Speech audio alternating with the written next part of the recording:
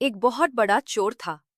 जब वो मरने लगा तो अपने बेटे को बुलाकर नसीहत दी कि अगर तुझे चोरी करना है तो किसी महात्मा के सत्संग में, गुरुद्वारा, धर्मशाला या धर्म स्थल पर मत जाना कभी। इनसे दूर ही रहना। और दूसरी बात, अगर पकड़े जाओ तो मानना नहीं कि तुमने चोरी की है, चाहे कितनी भी मार पड़े। मानना नहीं कि तुमने चोरी की है। लड़के ने कहा कि जी सत्य वचन, मैं ऐसा ही करूंगा। इसके बाद वह चोर मर गया और लड़का रोज रात को चोरी करता रहा। एक बार उस लड़के ने चोरी करने के लिए किसी घर में ताले तोड़े। घर वाले जाग पड़े और उन्होंने शोर मचा दिया। आगे पहरेदार खड़े थे। उन्होंने कहा कि आने दो, बचकर कहाँ जाएगा, हम यहाँ पर पकड़ लेंगे उसको। अब इधर घर वाले खड़े थे, उधर पहरेदार खड़े थे। चोर जाए तो किधर जाए। खैर, किसी तरह वो बचने के लिए वहां से भागा तो रास्ते में एक धर्मशाला पड़ती थी। उसे अपने बाप की सलाह याद आई कि धर्मशाला में नहीं जाना है, लेकिन अब करे तो क्या करे। आखिर उसने सोचा कि मौका देखना चाहिए और धर्मशाला में चला गया। बाप का आज्ञाकारी बेटा था। उसने कानों में अपनी दोनों उंगली डाल ली कि सत्संग के वचन कानों में न पड़ जाएं। हमारे पिता ने मना कर रखा है कि सत्संग में नहीं जाना, तो उसने कानों में अपनी दोनों उंगली डाल ली कि हम सत्संग ना सुन पाएं। अब प्रेमियों, जो हमारा मन होता है अड़ियल घोड़े की तरह से होता है। इसे जिधर से मोड़ो उधर ही जाने लगता है। कानों को बंद कर लेने पर भी चोर के कानों में यह वचन पड़ गए कि देवी देवताओं की परछाई नहीं होती। उसके मन ने कहा कि परछाई हो चाहे ना हो, मुझे क्या। फिर मैंने यह वचन जानबूझकर तो नहीं सुने, अनजाने में सुन लिया। उसने अपने पिता को सफाई देते हुए मन ही मन कहा कि मैंने जानबूझकर नहीं सुना, ये ऐसे ही सुना गया मेरे कानों में। मैंने तो कान बंद कर रखा है। अब इधर घर वाले और पहरेदार पीछे लगे हुए थे। किसी ने बताया कि चोर धर्मशाला में है। धर्मशाला की जब जांच हुई तो वह चोर पकड़ा गया। प्रेमियों, उस चोर की पुलिस ने बहुत पिटाई की, लेकिन वह नहीं माना कि उसने चोरी किया है। और आपको बता दें कि उस समय यह नियम था कि जब तक मुजरिम अपराध न माने तो सजा नहीं दी जा सकती। आखिर उस चोर को राजा के सामने पेश किया गया।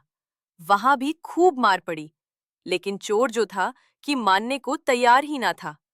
उसने अपने पिता से वचन ले रखा था कि कितना भी मार पड़े, मानना नहीं कि हमने चोरी की किया है।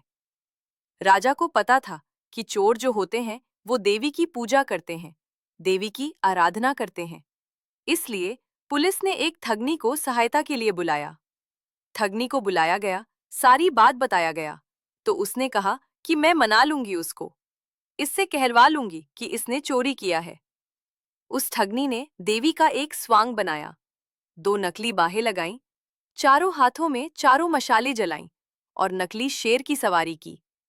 चूंकि वो पुलिस के साथ मिली हुई थी, इसलिए जब वो आई तो उसकी हिदायत के मुताबिक जेल के दरवाजे कड़क कड़क कर खुल गए। पहले से सब प्लान कर रखा था कि देवी जब आए जेल में तो सारे दरवाजे अपने आप खुलते जाएं। ऐसा ही हुआ। और जब आदमी किसी मुसीबत में फंस जाता है तो अपने इष्ट की याद करता है। इसलिए चोर भी उस समय देवी की याद में बैठा हुआ था। अचानक से दरवाजा खुल गया और अंधेरे कमरे में एकदम रोशनी हो गई। और उस ठगनी जो देवी का रूप बनाया था, देवी के रूप में ही एक खास अंदाज में कहा, देखो भक्त, तूने मुझे याद किया और मैं आ गई। तूने अच्छा किया जो तूने चोरी नहीं बताई। तूने अगर चोरी की है तो मुझे सच सच बता दे, मुझसे ना छिपाना। मैं तुझे फौरन आजाद करा दूंगी यहां से। चोर देवी का भक्त था। अपने इष्ट को सामने खड़ा देखकर बहुत खुश हुआ। मन में सोचा कि मैं इसको सच सच बता दूं। अभी वो बताने के लिए तैयार ही हुआ था कि उसकी नजर देवी की परछाई पर पड़ गई। उसको फौरन सत्संग का वचन याद आ गया कि देवी की परछाई नहीं होती। उसने देखा कि इसकी तो परछाई है। समझ गया कि ये देवी नहीं, हमारे साथ छल हुआ है। ये सोचकर वो रुक गया और बोला कि माँ, मैंने चोरी नहीं की है। अगर मैंने चोरी की होती तो क्या आपको पता ना होता? आप तो सर्वव्यापी हैं, आप तो सब जानती हैं। अगर मैंने चोरी की होती तो आपको तो पता होता ही। मैंने कोई चोरी नहीं किया है। अब ठगनी के कहने पर जेल के बाहर बैठे पहरेदार चोर और ठगनी की बातचीत नोट कर रहे थे।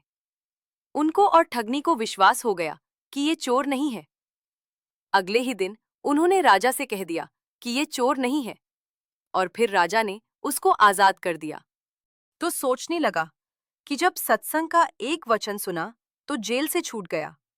अगर सारी उम्र सुनूं तो पता नहीं क्या क्या मिले मुझे। जब यह ख्याल आया तो रोज सत्संग में जाने लगा वह चोर। किसी पूर्ण महात्मा की शरण ले ली उसने और चोरी का पैसा हमेशा के लिए छोड़ दिया। और वह जो चोर था महात्मा बन गया।